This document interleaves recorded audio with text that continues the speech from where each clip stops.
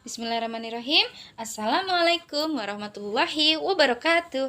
Bagaimana kabarnya anak-anak ibu semuanya?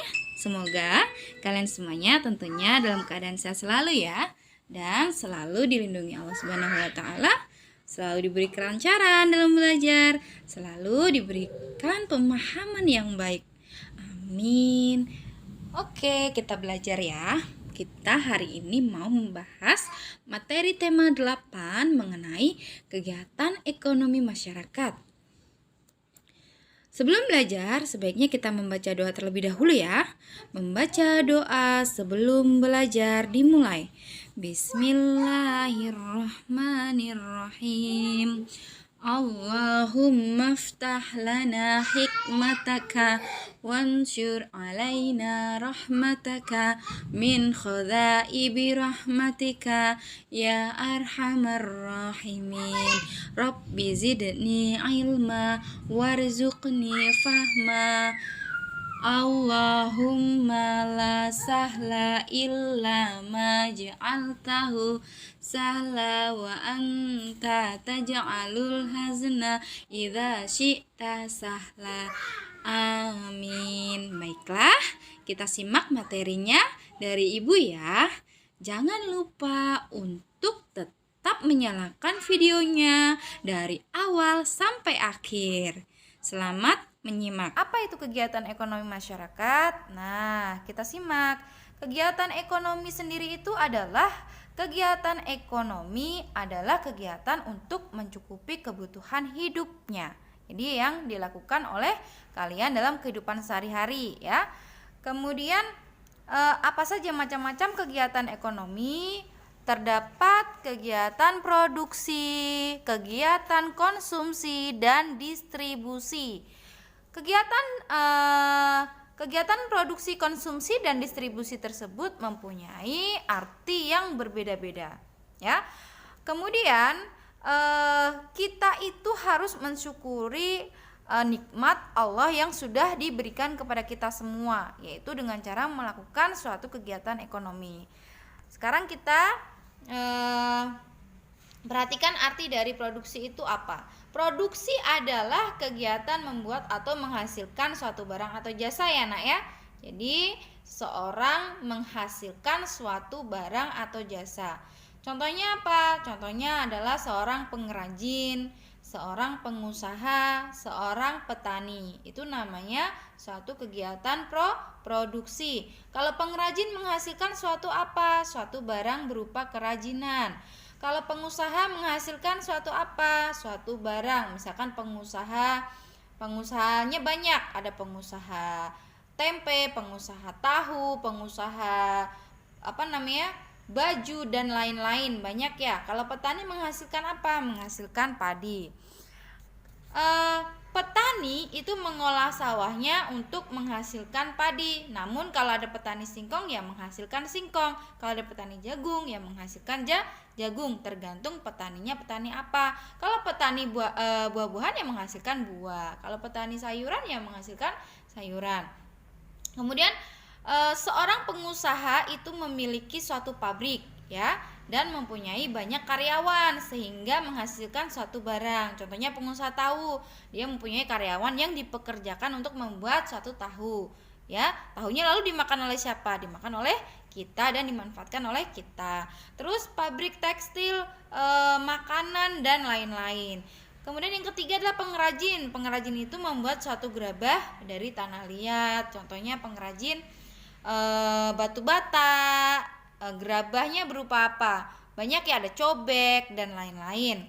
Kemudian ada pengrajin yang melakukan pekerjaan dari bahan rotan, bisa menghasilkan mebel. Mebel itu berupa alat rumah tangga seperti kayu mebel itu menghasilkan alat rumah tangga yang berupa kursi, meja dan lain-lain. Lanjut ya nak ya. Lanjut, kegiatan yang dilakukan oleh petani tersebut yang tadi yang petani menghasilkan singkong, jagung dan padi itu ya. Itu termasuk kegiatan produksi. Kenapa? Karena petani mengolah sawah atau ladangnya itu menghasilkan padi, singkong, dan jagung yang digunakan oleh kita dimakan untuk kita. Kemudian orang yang melakukan satu kegiatan produksi itu disebut apa sih, Bu? Disebut produsen. Jadi kalau ditanya orang yang melakukan kegiatan produksi adalah produsen. Kemudian tujuannya apa kita melakukan suatu produksi? Ya tujuannya adalah menghasilkan suatu barang atau jasa yang dibutuhkan masyarakat. Kemudian lanjut ke materi barang-barang yang biasanya diproduksi oleh seorang produsen. Nih yang Ibu jelasin tadi adalah pabriknya banyak, ada pabrik baju, ada pabrik tahu. Kalau tahu terbuat dari apa? Tahu terbuat dari kedelai. Kemudian banyak, ada pabrik sepeda. Nah, sepeda itu juga kita gunakan dalam kehidupan sehari-hari. Misalkan untuk pergi ke sekolah, pergi mengaji, dan lain-lain.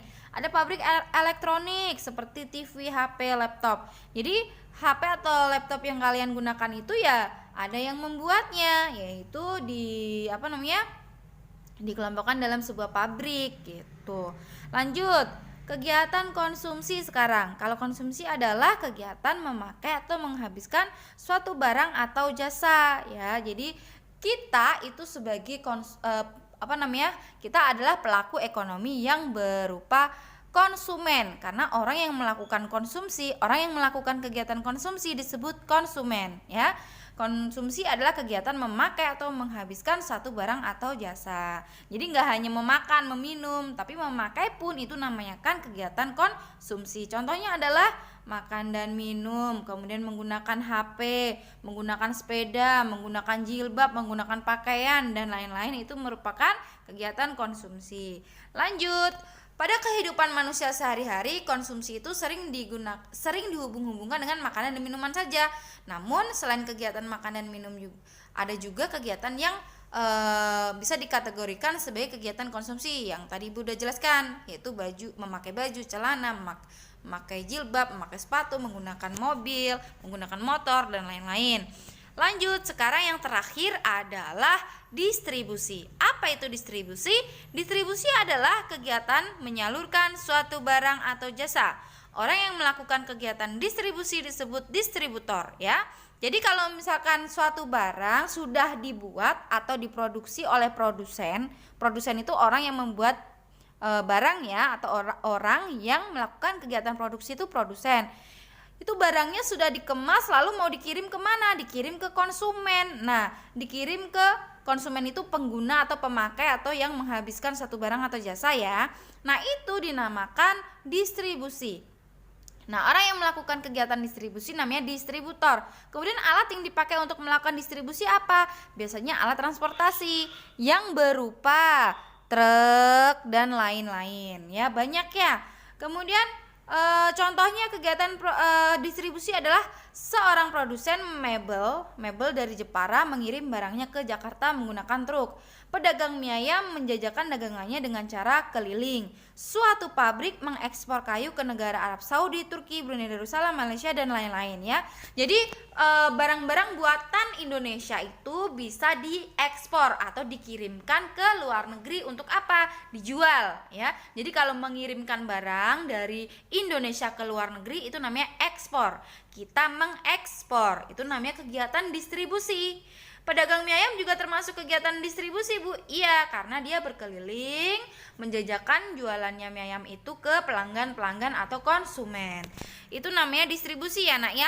Nah, ini contoh gambarnya mebel berupa kursi, meja, dan lain dimasukkan ke dalam truk. Nih, untuk dikirim ke pelanggan atau konsumen.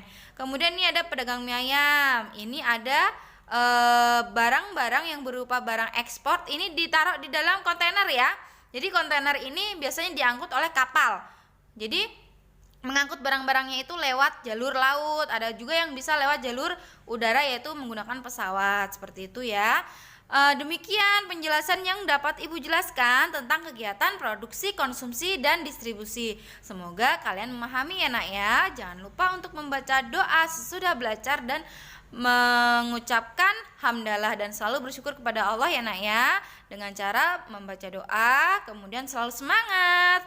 Akhirus salam, wassalamualaikum warahmatullahi wabarakatuh.